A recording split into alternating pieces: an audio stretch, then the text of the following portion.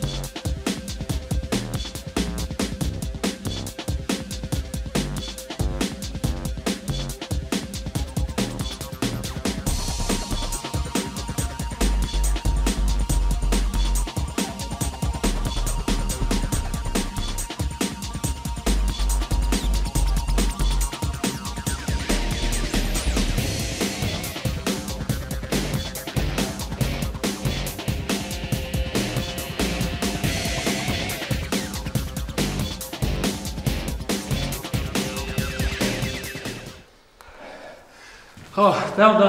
Pan mae Daniel yn cyrraedd championships gyda ddi wrach Ei, da. Os ffoc si di fel yn y bencampwriaeth, i di dda iawn, boi. Diolch. Da iawn chdi. Pob lwc. Diolch.